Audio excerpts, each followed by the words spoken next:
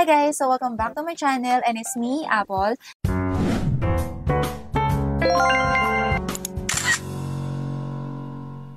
So for today's video, ayan, magna-night skincare routine tayo. So ipapakita ko muna sa inyo kung anong brand yung ginagamit ko. And this is from J-Skin Beauty. So i-share ko sa inyo ngayon itong ginagamit ko kasi alam kong napakarami talagang namong problema sa acne, madalas mag-breakout, ayan, sa acne marks, sa dark spots. So, kaya naman guys, napaka-perfect nitong product na to para sa inyo. This is not sponsored. Ginagamit ko talaga tong product na to. So, kaya nga, i-share ko sa inyo kasi nga, ang ganda ng naging benefits nito sa skin ko. Naghilamos na ako ng face gamit itong kanilang Hydra Ice Cube Soap.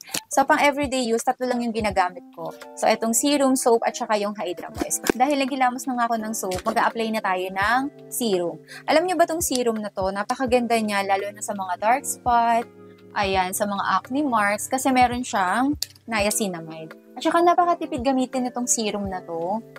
At saka super light lang ng amoy, and good siya for sensitive skin. So, meron nga pala itong probiotics, peptide, hyaluronic acid, and niacinamide. Kaya napakaganda din talaga ng benefits na makukuha nyo kapag ginamit nyo tong serum ng J-Skin Beauty. Alam nyo ba na napakabilis maubos sa akin itong serum na to kasi nga napakaganda niyang gamitin sa face, lalo na kung marami kayong acne marks, dark spot, so kailangan tuloy-tuloy nyo lang siyang gamitin. So yan, sinishare ko lang sa inyo guys itong skincare ko na to kasi maganda talaga siya. So after kong gumamit ng serum, ayan, mag-a-apply naman ako ng Hydra Moist. At ito namang Hydra Moist guys, kung talagang malala yung acne nyo, kung madalas kayo nagbe-breakout, gumamit kayo nito. So ang ginagawa ko naman dito sa Hydra Moist is binababad ko siya sa mukha ko. Yung as in marami. Ginagamit ko tong Hydra Moist kapag talagang nagbe-breakout ako. Yung malalaki yung pimples ko, ganun. Tapos gusto ko agad matuyo. Ang ginagawa ko, binababarin ko talaga siya ng Hydra Moist. Pero ngayon guys, i-share ko sa inyo yung isang way lang. Yung konting amount lang ng pag-apply. So ayan, dahil patulog na rin naman ako. Ayan, kaya ipapakita ko na sa inyo kung paano ko siya ina-apply. Napakadaming laman nga pala nito. Maabot sa akin to ng 2 months. Kasi meron na siyang 300 grams. Ayan, kaya kahit nagbababad ako ng Hydra Moist madalas, ayan, hindi pa rin siya nauubos. Tignan nyo naman. So, ito lang talaga yung ginagamit ko ngayong skincare kasi talagang hiyang ako dito sa product na to.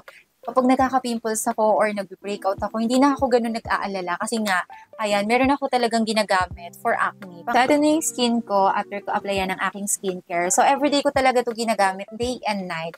Consistent lang talaga yung paggamit ko nito. Kaya naman talagang nakikita ko kung gaano talaga siya kaganda. And guys, ngayon, start na ulit akong mag-vlog and mag-share ng mga product na ginagamit ko. So, yun lang guys. Kung meron kayong mga questions or gustong ipa-review sa aking product, comment down below lang dyan. Good night!